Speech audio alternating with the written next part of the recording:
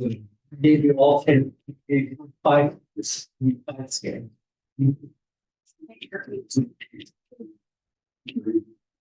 Well, welcome to Astronomical and Geological Revolution.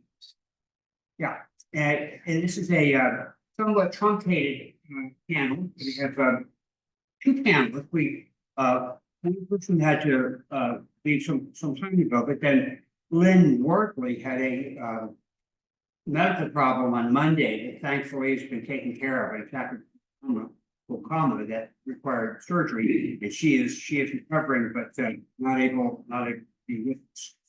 We are boiling the sap down to pure syrup here, and these two gentlemen, and we have Eric Miller and Robert Thorson who will present, and it's going to be a somewhat shorter panel than you have in the program, critical 45 minutes. And I'm Richard Higgins, and I want to introduce first Eric, who will present on Thoreau, Revolution, and Lincoln Connected Through Space.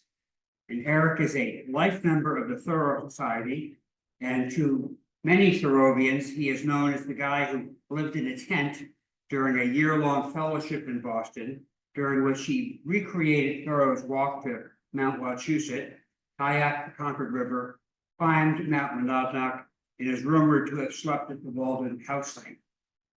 Take it away, Eric.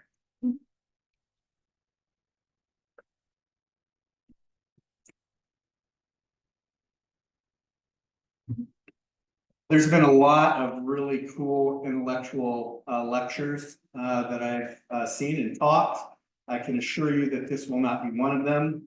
I would say shoot low, Sheriff, the right and Shetland. I am a male nurse by trade. I am not an astronomer. I don't have a background in what I'm going to be talking about. You have your clicker up there? Oh, I do have a clicker. Yeah. No, this is going to be complicated. But this was a really good talk.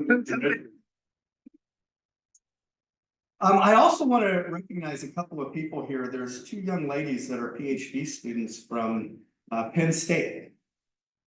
Raise your hands back there. And they have something that's really unique in this group. They're under 30. But I had the pleasure of walking with them down the street earlier today before this, and I was thrilled to hear that they were going to be coming to my home. So I don't even remember where this came up in somebody asked me, how did I come up with this talk? And I'm not sure.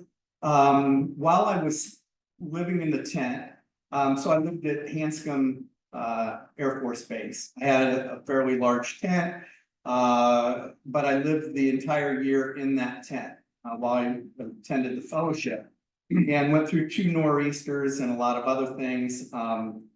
But it was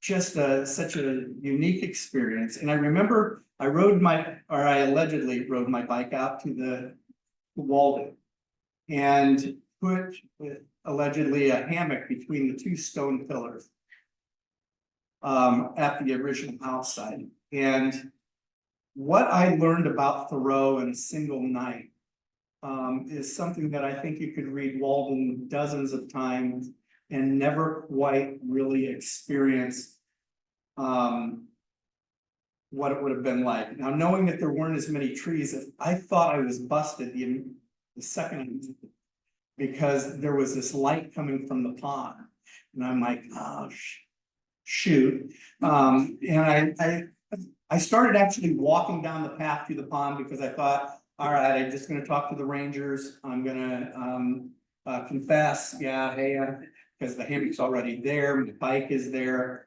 and then it dawned on me that it was actually the full moon reflecting off the pond and coming through the trees. And I tried to then juxtapose that if 9 out of 10 trees were actually not there, right? Would that have been? And for a second, I'm seeing the same reflection from the same moon that Thoreau saw. And somehow then we're connected. And then a little bit later, the train passes. My God, I look over and I can see the train, the light coming through the woods, and it was so loud. I can only imagine. And listening to Richard's talk on the railroad, same railroad. It's not any different. It was that close to Thoreau as well. And then even later at night, the cars on 2 or 2A, is it 2? On 2. And I thought, he would have heard the crucifix in the wagons. It's that close. And so as isolated as we think Walden was, he was still very much part of this community. And in that moon and knowing that, and the crickets, that was the other thing. It was just fascinating being immersed in that, and then knowing that this was Walden to Thoreau. And so somewhere in reading, I was reading multiple different books and reading, daily Thoreau. Every day I was reading something, and somewhere I must have run across comments. And I thought, wow, that's kind of cool. You would have seen a comment, right? So I pitched it, and here we are. So you said, oh, it's not. Okay, so this Banneker wrote this book Ephemeris in 1792. And when I looked up into the sky and contemplate the vast succession of stars and planets, I'm lost in the grandeur of the Creator's work, and I'm humbled by the littleness of mortal man. And that could have been a Thoreau quote, really. And then is anybody real familiar with astrological signs and astronomy and things? Leo, I put this picture on here because if you think about the astrological signs, Aries, Scorpio, blah, blah, blah, all of that, they're all in the southern hemisphere, and they're across, does this have a little thing? Yeah, and this line here, it's called the ecliptic line. And so when you look across in the southern sky over the year, you see all the astrological signs, they all fall on the ecliptic, and the ecliptic line is the path that the sun takes across the sky, but at night. And so all of the astrological signs are on the ecliptic. So comets, what the heck are comets? They've been seen for millennia. Before Christ, there's records of comets, but they're basically big dirty rocks from frozen mass. And so when they get close to the sun, they start to melt, and that's what makes the tail. As it's hurtling through space, the tail is making, as it's melting, and then it's making this tail. And we'll talk about a couple of really interesting comments during Thoreau's Revolution and even our times. And so a couple other things that I want to make sure we understand is that the degrees of a tail, a full moon is about 5 degrees. And so we're going to talk about the comet of Great Comet of 1858, which was now called Donati's Comet. It was 60 to 120 full moons. It literally was larger than the tail of the Big Dipper. It was massive. And finally, there's the short period, which is a Kuiper belt, or an Oort. If there's somebody that, and I'm mispronouncing it, which I know I am, feel free to correct me. But the Kuiper belt short period comets, that's like Halley's. Some of these other comets, and they can actually go out and around about the size of Jupiter and come back. And then the Oort are long periods, and some of them never come back, or we don't know because they are so long, or they go and they're coming back, and we'll talk about Donati's Comet when you can see it when it comes back. They're absolutely fascinating, and they've been fascinating people for millennia. This is a picture of the Great Comet of 1858. This is the second picture of a comet ever taken. It was taken right here at Harvard in Cambridge. And so this one was October 15th, 1858, from George Bond and William Underwood. Now, different cultures throughout history, Giotto, who speaks Italian, di Bondoni, okay? He pictured the adoration of the Magi in 1304. That picture, it's fairly famous. You might recognize it if you saw it. That comet was Halley's Comet. Halley's Comet also was credited in 1066 for the death of King Harold II. Whenever a comet appears in the sky, it's a warning to the king to mend his ways. That's an ancient Chinese proverb. Now, I want you to remember this Giotto, this guy right here. We're going to talk about him in just a second again. But I thought this was pretty cool that here in Cambridge. And so all of this, and what we'll see here in just a second, all of this was written about prolifically. Globally, I could have filled this whole thing just with newspaper articles going clear back into the Revolution and before about comets. This comet specifically, the Donati comet, was a global phenomenon. What I loved about this particular article, one was it's from Boston. So April 11th, 1835. What this was talking about was Halley's Comet. Halley's Comet at the time was not named Halley's Comet. And we'll look at the dates here. Halley had gone back, and these things were written about. That's the other thing. We've got the internet now and all this kinds of stuff, but there was actually, ancient writings and newspapers that were the internet of their age. So Halley had tracked Halley's Comet at that time. I don't know what they called it, but because he was just predicting, he had noticed that there was this phenomenon coming about every 90-some years. And he predicted that it would come back in 1835, which it did. He died in like 1830 or 1829, so he didn't get to see it come back. But that's when it was finally called Halley's Comet. It's because they were all waiting on his predicted return. But this thing is great because this guy over in lieutenant in the British Navy, he writes, and it's in here, and this goes up and down the other side of it. The comet will have serious effects on our atmosphere in producing inundations, which is flooding, earthquakes, storms, tempests, volcanic eruptions, and epidemic diseases.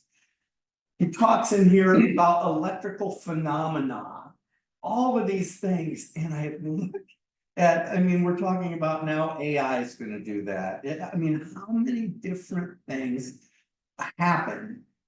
They've been predicting the end of the world since at least back to 1835. And then there's another, and I encourage you to look this one up because it's excellent. Richard Schmidt did a philosophy of comets and Thoreau for the American Psychological Associations in DC. I literally just found it 2 days ago, so I didn't have time to really make any changes to this. But he really goes through the comets and things like that. Really fascinating presentation. But in that as well, he had all these newspaper articles. They have been predicting the end of the world with different phenomenon. There must be some study out there on what that really evokes in us that it's so powerful. But even back then, they were talking about it. So, how do we link Thoreau, Lincoln, ourselves to the Revolutionary era? So Halley's Comet here, 1758, 59 was when it was when Halley was making his prediction that it would come back in 1835. So while this is not during the traditional years of the Revolution, everybody would have been looking at it. Everybody would have known about this. when I went through the newspaper archives and just did comments and I put specific years on these. There's all kinds of articles all across the country. Everybody would have known about it. Thoreau would have been reading it. He probably saw the picture. I mean, because of his association with Harvard. This is not something that everyone that was educated wasn't talking. So Haley here made the prediction for 1835. All of the founding fathers, all of them would have seen Haley's comet. Nobody would have not seen Haley's comet during these years. Then there was the Great Comet of 1769 had a 40-degree tail. Remember that? The moon is 5 degrees. So, I mean, that's a fairly big tail. Never came back. There was Lexell's comet. This was the closest known comet for a flyby. And it had, I didn't write down the other dates. You'll see coming up that I wrote down subsequent dates for a lot of the comets. But on this one, it was supposed to return, never came back. And so what happens, they speculate that it got too close to Jupiter and it changed the trajectory. This is a comet to keep in mind. We'll talk about it for Thoreau and also for us, but Necki, I don't know how to pronounce it, comet Necki, was seen multiple times, and it comes around about every 3 to 4 years. 1786 and 1789 during the Revolution. And then down here, Herschel, discovered by Carolyn Herschel, and it comes around every 155 years. So 1939 comes back in 2092. So whoever, you two kids, you might have a chance.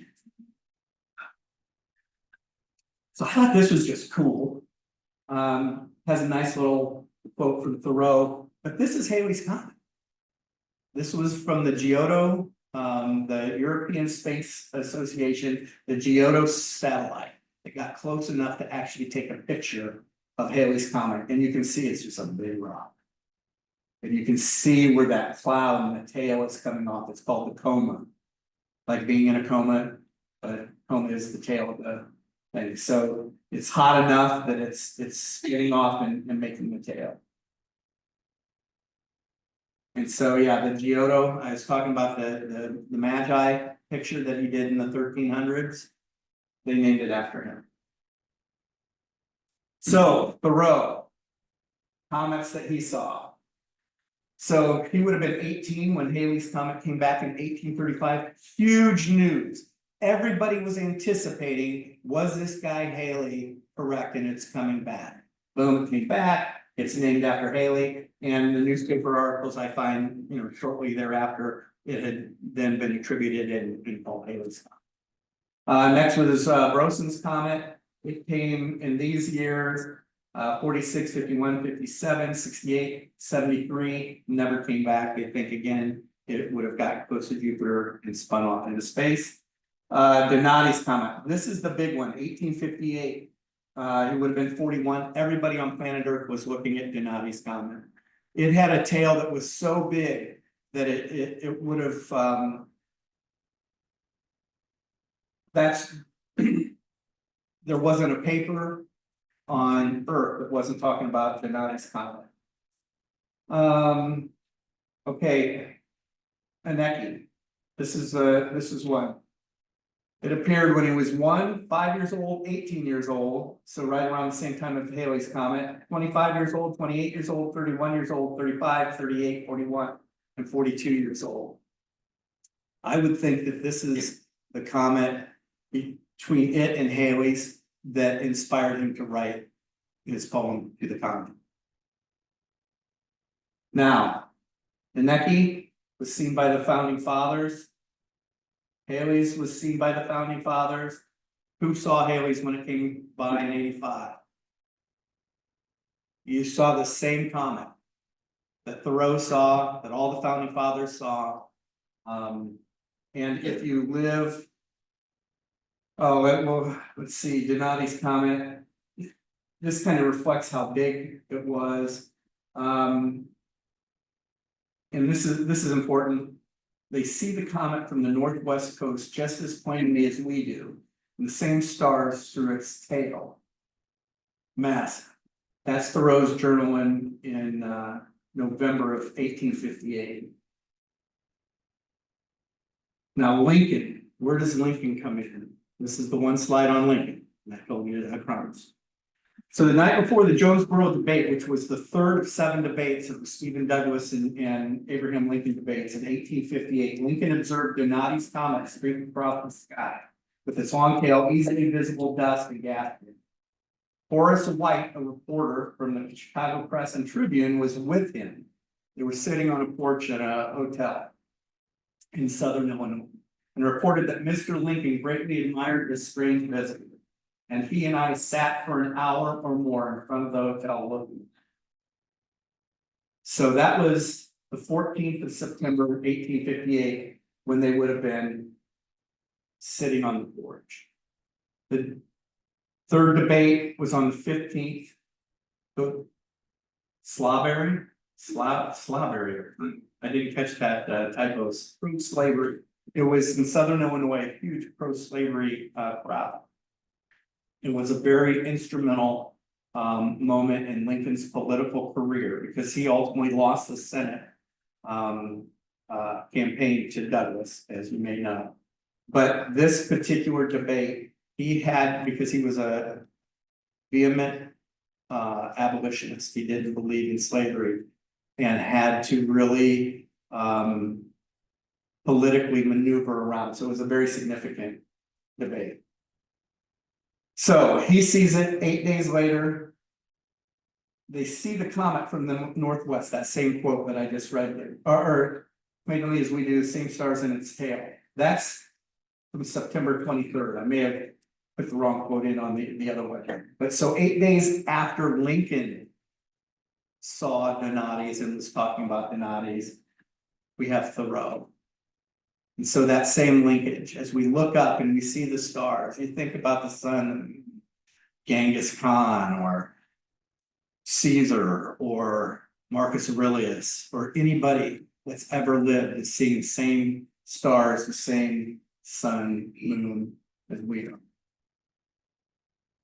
Stars are the apexes of a wonderful triangle, with distant and different beings in the various mansions of the universe are contemplating the same one at the same moment. Could a greater miracle take place than for us to look through each other's eyes for just an instant?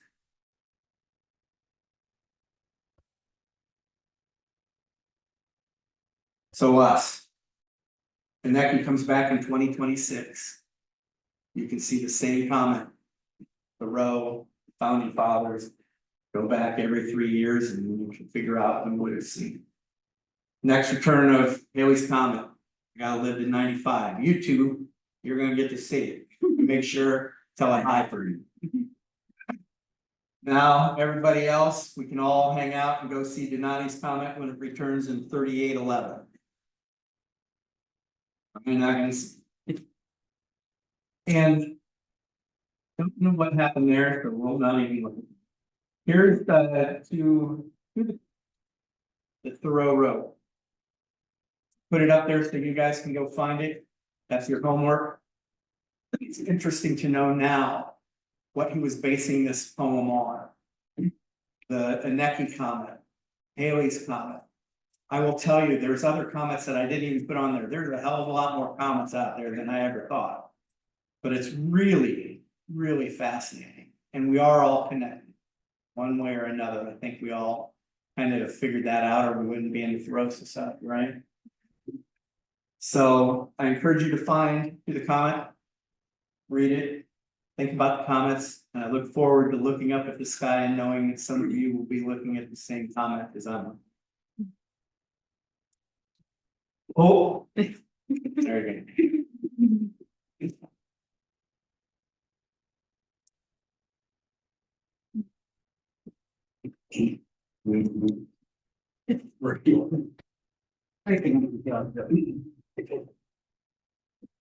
So next we have Thor, Robert Thorson, known affectionately by all as Thor, will present the most sudden and greatest revolution.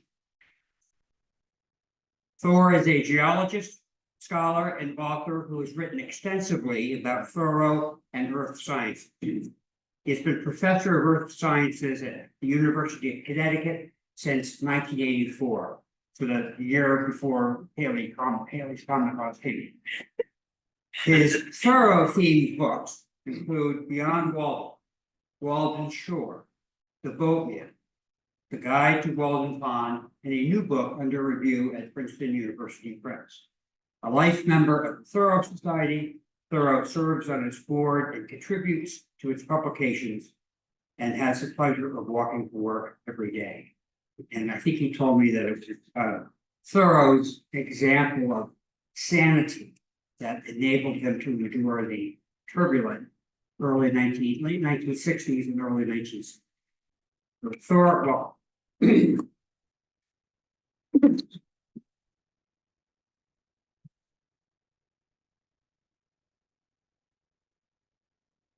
Where's the mic? It's just. Can you hear me? Yeah. Okay, good. I'm gonna make sure the clicker works. I was getting to know Eric, and you know what? He said, I'm a stand-up comic, and I said, oh, no, I'm gonna give a talk after a stand-up comic, and I thought that was. No, it's a stand-up comment. I actually had my hearing checked last fall and it's just fine. Must be the acoustics in here. So that's really good to know, but the guy has pink flip-flops on. And I thought, oh my God, I'm gonna give a talk after a guy with pink flip-flops. And another thing, I borrowed his name tag because I'm a life member and a presenter. Right? But my name tag was stripped bare. I'm not quite sure why, but I can live with that. But the key thing is that one of the books, thank you, Richard, for the excellent introduction. One of the books is used to prop up the slide projector. And that I have never seen in my life. A book is good for something. It's giving you an image that you can see rather than, just sitting on a shelf somewhere. So let me go on and give my talk here. This is my title slide. Revolution is truncated on the right, but I think you can anticipate the spelling there. That's Doolittle's print of the Old North Bridge on the right. No, big red X through that, because we are not going to talk about that. This is my favorite picture of river ice, and so we're just going to use it while I read a talk for you. Now, you notice right now I'm not reading my talk. And last year, I gave a talk, and I had it all written down. I rehearsed it. I thought it was pretty decent. And I got up, and I started to talk, and I never looked at my talk at all. Thor, And I, what? Richard, Read my talk? Richard. Okay. I don't do this very often. It's going to be hard for me to do this, but I am going to try. Will you correct me if I deviate and then do the same thing? Yes, okay. The words revolt and revolution derive from the same Latin root, revolvere. Things come around.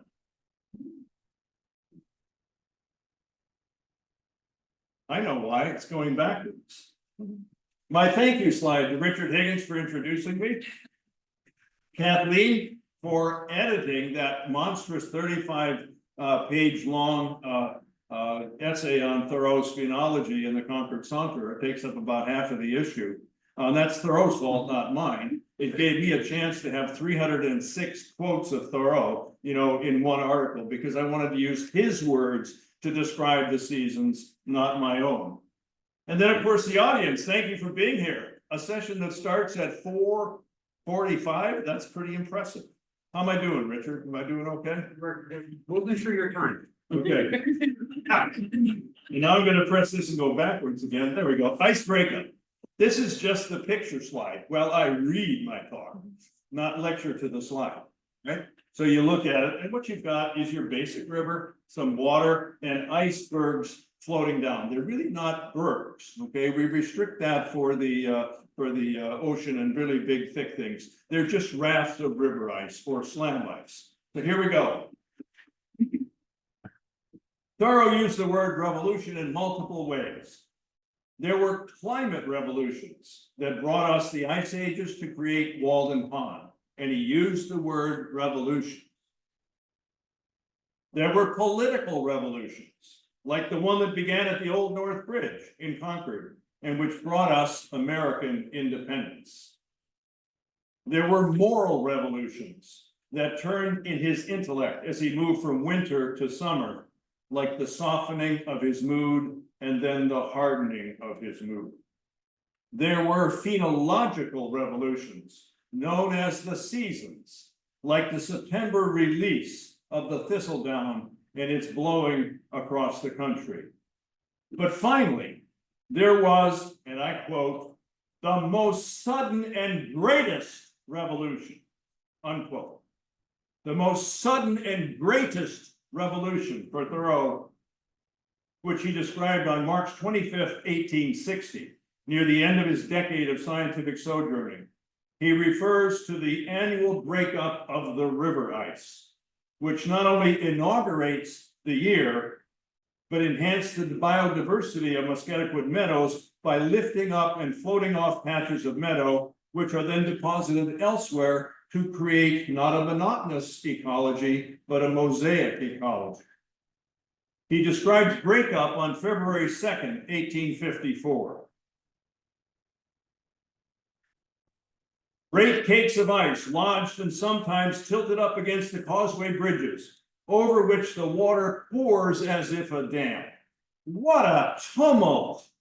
Cakes of ice a rod in diameter and a foot thick are carried round and around by the eddies in circles 8 or 10 rods in diameter, while others are seen coming up edgewise from below in the midst of the torrent. The most sudden and greatest revolution in the conditions of the Earth's surface, perhaps, that ever takes place in this town. Unquote.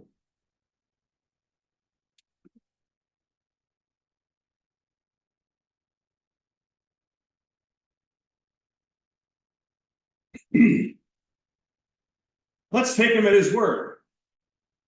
The greatest revolution was not the seasonal biological phenology, not the psychological moral revolutions that follow the seasons, not the political revolutions that give rise to republics, and not even the climate revolutions that toggle our long-term climate. It was the annual breakup of the river ice and its ecological ramifications. In Walden, in the chapter Brute Neighbors, Thoreau uses his allegory of the ant war to diminish the importance of the American Revolution relative to those of natural processes. Conquered fight! Exclamation point. 2 killed on the Patriot side and Luther Blanchard wounded! Exclamation point. While here, every ant was a butcher. Fire, for God's sakes, fire! Exclamation point. And thousands shared the fate of Davis and Hosmer. The annual revolution of ice breakup was so important that I speculated that it played a key role in periodically destroying the Old North Bridge, which had to be rebuilt 6 times, once every 23.3 years on average, for the 139-year interval 1654 to 1793, after which it was abandoned. The bridge made famous by Emerson's Concord hymn in 1837 wasn't even there at the time. Subsequent memorial bridges have lasted much longer and with less maintenance, likely because the river ice is no longer a serious engineering problem, thanks or unthanks to climate change. I find it astonishing that Thoreau's greatest revolution of river breakup and its meadow mosaic no longer happen today, unthanks to climate change.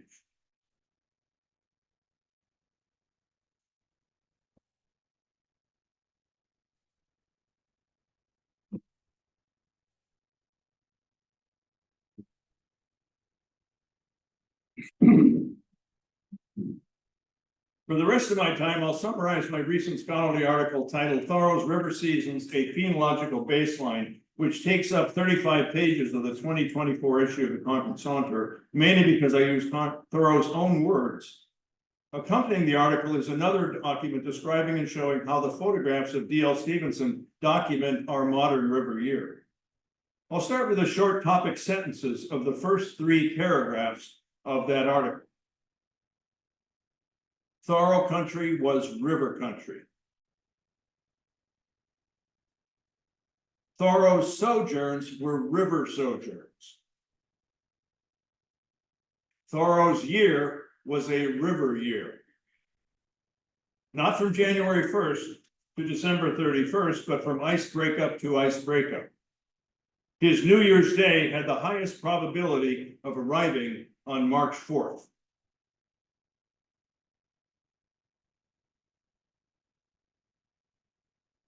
The 10 seasons. Number 1, breakup. It only lasts a few days, but it's terrific, to use Richard's word.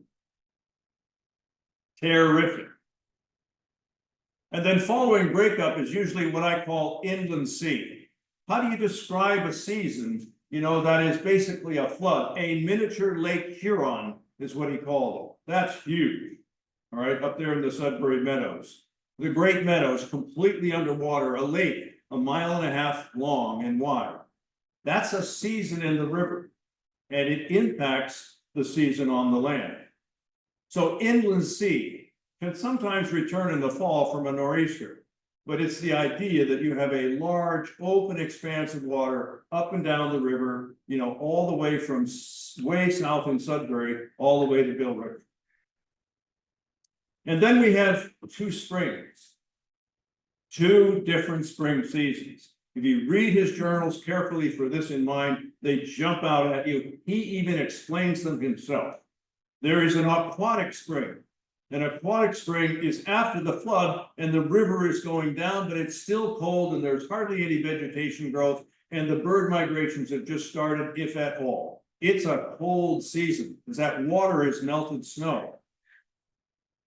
And he sees the pike, and the shad and the fish down in there just sort of holding and waiting for warmth to come. So then we get riparian spring. Riparian for river, and what's that? Oh my God, it's a choir of birds, it's everything migrating, it's up and down migrations, it is the leafing out of the bank, it is the flourishing of the trees, it's the buzzing of the bees, it's all of that stuff that is not present in that earlier spring. And then there's summer, the longest and I think most boring season for him. Because basically what happens is the river gets lower and lower and lower, and maybe it reaches what he calls, quote, summer level, but it just gets lower and lower, and eventually you can start swimming in it, and then there's this summer year. And it's really interesting, and it's loaded with descriptions. And the second half season for summer is drought. Now, in the 10 years he chronicled this carefully, there were about 5 droughts. I think there were 3 years where he didn't really have what he called a drought, but in most of them, it dried up so much that the mud at the bottom of most of the pools in the Great Meadow had these cracks, just like you see in the Western playas, great big hexagonal fractures. So it doesn't dry just at the surface, it dries all the way down. So we know that in the mid-19th century, there were serious droughts here in Concord. For those of you that watch the news and hear that droughts are here to come because of climate change, they happened a century ago. That's what a phenological baseline is. It gives you what was it like in 1850s, from which you compare any change you like. And then we get 2 autumns. The first one is aquatic autumn. And boy, does he notice this. This is when you get your first fall rains. This is when you can feel that northern wind blow for the first time after the, quote, dog days of summer. This is when the thunderstorms aren't really there anymore for him in the mid-1850s.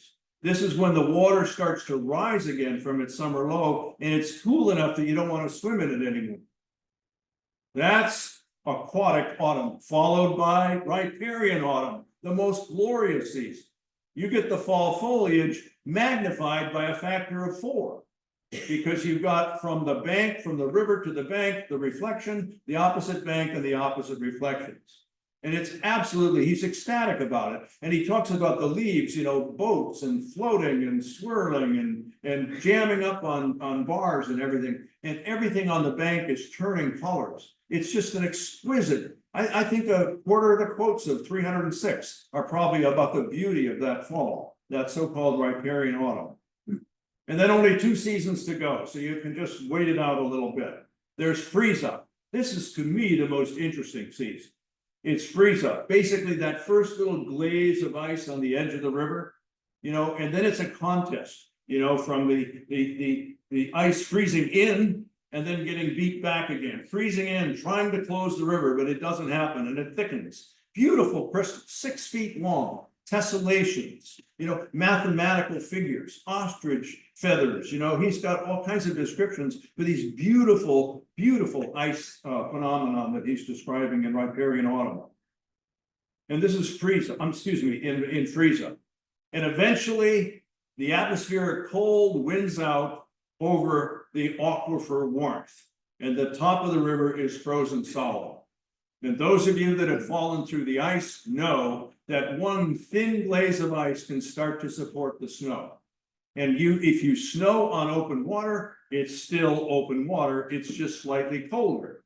But the look doesn't change. But if you have a thin glaze of ice and you put snow on it, the whole landscape changes. You can't even find the river anymore. This is the way he was saying. You can't even tell the river from a field. And so that's a whole different look, a whole different season. Winter white is what I called it. And the ice is so thick that he and his buddies would go out on the middle of the river and light a great big bonfire and enjoy it, right? And have lunch and hang around, and the next thing you know, they're done. They just stuff a little snow on it and they go back and they let it melt down through the ice, but it's not even melted through the ice before they leave. They just leave it. That's a lot of ice. We do not have anything like that anymore. That's what 170 years of steady warming will do. So now we're ready to see these beautiful pictures. Sure. Yeah. I got them right here. That's freezing. See, I have no idea what time it is. When you're having fun, time just flies. This is one of the floods. So Stevenson was, alas, he died before I met him. But I published a book called The Boatman, and he read it and said, would you like some pictures of the Concord River? I forget the name of the place, but it's the assisted living facility that looks out over the Sudbury River, just north of the Sudbury Bridge. Newburyport. Newburyport, that's it. And so what he's doing is he's just this old guy up in his apartment, loving the river, taking a picture. He might have dozens of pictures, but I haven't seen them. He sent me 7. And this is what they look like. Working our way towards summer here, you see. This is early October when you got the moist air. And then we got the turning of the leaves. And then we got an intact river flowing by. We're just about to change. That's Fairhaven Hill, by the way. I'm going to make it, Richard, because that's my conclusion slide. Thoreau's decade of scientific sojourning from 1851 to 1861 and the resulting journal were driven by seasonal phenology. This is a conclusion that I've only recently come to. And that is that if you're going to get to know your area and you're just a geographer or a tourist, you want to go to all the spots. But he wants to go to all the spots in all of the seasons, and he's got 10 of them. So he's got to keep going back over and over and over and over again. And even if he goes somewhere, now there's the long-term phrenology. He wants to know if what he saw 2 years ago is the same as what he's going to see this year with all other variables held constant. The only way to do that is to make thousands and thousands of trips, you know, all over Concord and know someplace really well. And with 306 quotes, he's able to build a phenological baseline out of one phenomenon, the river. So that seasonal phenology began each year with the breakup of the river ice, Thoreau's greatest revolution. It's something that no longer happens, thanks to global warming. The annual breakup puts the Concord fight in its rightful place. Yes.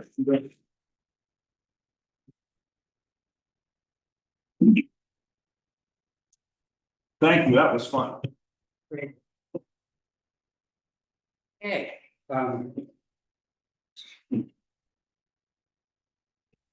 Thor or Eric would be delighted to entertain any questions. I'll begin with one, which is, this, freezing of the rivers, the freezing of the rivers, this skating to Framingham Yeah. and whatnot, which, I mean, I live in town here and it's mind blowing that they could do that. Was Thoreau living in the end of the little ice age? What accounts for the extreme cold that permitted these rivers to freeze? Well, he couldn't skate it every year, okay, so the conditions had to be just right. It had to be a cold, it had to be a, a real cold snap without any snow. In order to be at that, so he couldn't have done it every year. And yes, we were in the end of the little ice age, and scholars are debating endlessly, when it ends. But it's generally perceived to be around the mid to late 19th century is when it ends, but it's been going on since the Viking settlement, if not before. And there are multiple phases of it, and they crescendo at different times. The coldest is right around the time they're trying to build the Old North Bridge, in 1654. I mean, it was really cold, and the only good records we have are dendrochronology records, where we do tree ring records. And they've been really able to do a nice job rebuilding the chronology of cold. And it's not like another ice age. They call it the little ice age. The reason they do is that in the Alps and elsewhere where they were paying attention, they noticed that the mountain glaciers were advancing. They were advancing.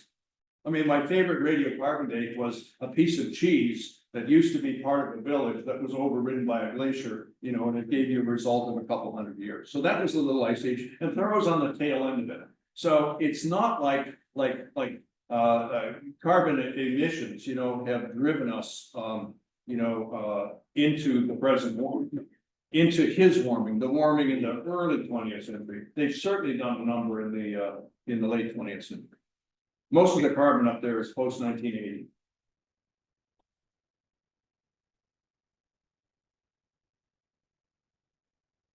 Yes.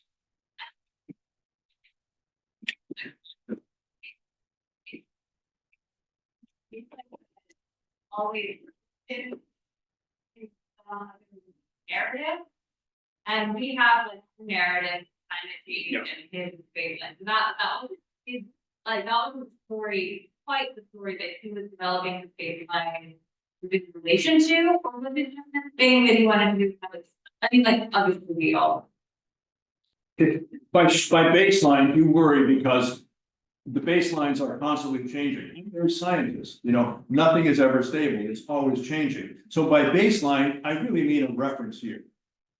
And his reference year is really 10 reference years. It's 1851 to 1861. And that falls within variations of drought. And another thing, it may not just be cold, it's really complicated.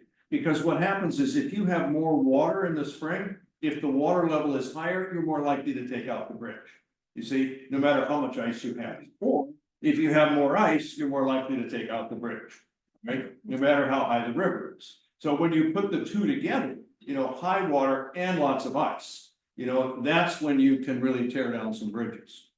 And and I've been studying river ice since I got onto this thing. And I lived in Alaska for 10 years, and we bet on when the breakup of the river ice was going to go out. And I always lost. I'm just terrible at that. I lost my train of thought. So I lost my train of thought. Baseline, What? his baseline. Yeah, the baseline. So I call it a phenological baseline because phenology is basically how much change there happened since. If you don't have a number or a decade, you can't do anything. You need to have that. So that's what I mean. And there's lots going on. So the key river ice condition is when you have a really cold winter I mean, it's complicated. Our world is lovingly complicated. If you have a snowy winter, you may not get very much river ice, all right? Because when you really get a lot of cold is when you keep the insulating snow off and you just take that in January atmosphere and thicken the ice. Clear, hard, beautiful ice, not soft, crumbly. Okay, and then what happens is if you were to rapidly melt the hills, right, but not the ice, you lift it. That's how you get breaking. You have water soaking into the ground, migrating through the aquifers, coming up in the river. It lifts the ice and it creates a fracture along the edges and then launches it downriver. And so what happens is the rates at which you lift the ice, and the is opposing how fast you can thin the ice by melting. So all these variables are involved in whether or not you're going to have a catastrophic river ice breakup. And the Canadian highway system is the expert. They know everything there is to know about river ice. But one thing we know for sure about river ice is that it raises the spring flood regime. And we're living in a week where lots of people bodies are still being recovered from a flood. So the degree of flooding is controlled by many, many things in Concord. It's fascinating, but the river flood is usually the biggest one in the breakup. And I can't, there's this cop out called shifting baselines, syndrome, where you can't really do anything because your baseline is always changing. Well, every earth scientist knows that that's true. You have to have a standard, okay? Kristen? It's the same theme of basement, so. At 851, when I was thinking about this season. Yeah, thinking about the entry in the journal of 1851, when Thoreau talked about the first time that the circle limited to be dedicated to being repetition, and then thinking about it out at the end of the decade and how various feature speed is being allowed to reference. Do you have a sense that Thoreau felt that he was being a big kind of repeat, or did he at the end of his 10 years on basically give up on the idea of a reliable picture of the female? I think he was trying to get a reliable picture. I think the calendar, as wonderful as it is terribly limited, because it just has little phrases in there picked. If you actually go to the journal, it's just a river level, let me just say the calendar for me is very, very limited in what it can do. What we really need to do is go back and reproduce the calendar with every damn phenomenon that I've been talking about. And then we'll have a really wonderful understanding of what mid-19th century river behavior would look like. And yeah, it is a short, but it's enough, for global climate change, the standard is often used a 30-year span. I'm just talking about a decade. And he didn't get any more, but it was amazingly consistent what he did. And so I think that his 10 years doesn't necessarily have the outliers of the 20-year flood, or we don't know this because nobody else was keeping track of the flood levels. This guy was amazing. We had an earlier talk in here talking about Thoreau's just sort of obsession with measuring things. He measured the water level during the study of the river levels to the 64th of an inch. Okay, whereas the standard for the engineers who were doing the scientific study, it was way less than that. And the meniscus on water, depending on its chemistry, is like 3 times that. I don't know how you can resolve a 64th of an inch, but he did it. I got off track here, but I think that the idea of the 10-year, that's long enough to get variety, but it is short enough to give you an idealized baseline for Thoreau. That all I can say is it is what it is. We can't make up any more information. We'll go to the question in the far back there.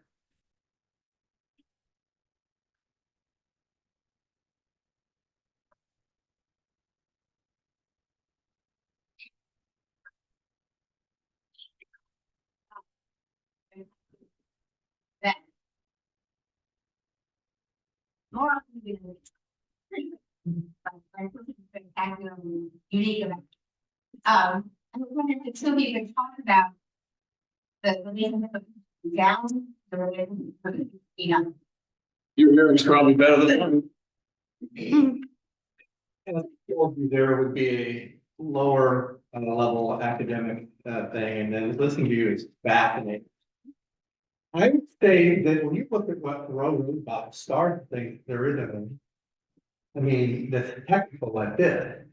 And why would that be? And thinking about this, and actually there's some, not necessarily about Thoreau, but of that time frame is the instruments that he needed, the telescopes, the lenses, those that, now we all have binoculars to look at birds, but, he had a scope, but it's spyglass, thank you. But the instruments that he would have needed to really be tracking all of that kind of stuff probably were either beyond his means or not necessarily invented. The people that were doing that, there was really only a few names across that time that were really famous making some of these discoveries. That would be my reason why he's talking about stars. I think you're right about that. I mean, I've seen a bunch of quotes about the stars, but they pale in comparison, to the stuff at the ground level or up in the canopy or in the trees. And I will just build on what you said. I really think that's cool that it's in a book that has got 3 reviews done out of 4. Okay, so, but and of course there's a non-disclosure agreement. There's a passage in there that quotes the day that Thoreau bought the telescope. Thoreau turned in the wall the manuscript. I believe it was on March 13th. All right, 1854. And then what does he do? He buys a telescope. How does he celebrate? He buys a technical scientific instrument. And where did he go? I forget the guy's name, but he's the nation's best telescope maker, right? And they're building a telescope for Mount Holyoke College's first telescope at the time. It's 1813. And Thoreau can barely afford a telescope, but he buys one, and he paid $9 for it, I think it was, in our money, but that's like 200 some odd dollars today. And he didn't have that much money to spare because he was supporting the household as well. So he really dug deep to buy that telescope, and he said he's been denying himself this for a long period of time. When he finally bought one as I believe as a celebration. And so I think that he couldn't really do astronomy. The thing is about Thoreau, and I think we all love about Thoreau, is intellectual curiosity about everything.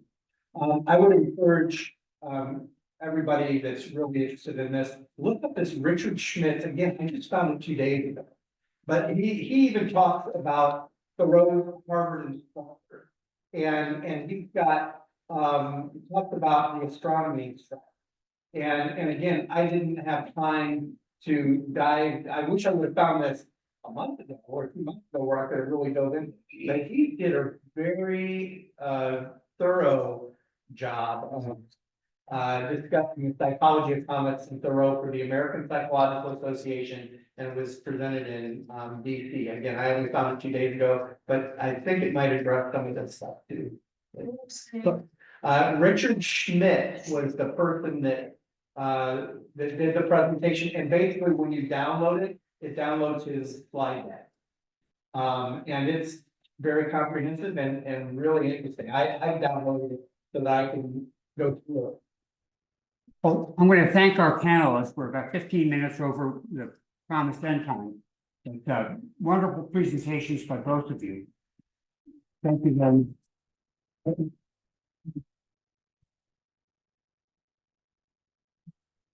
much.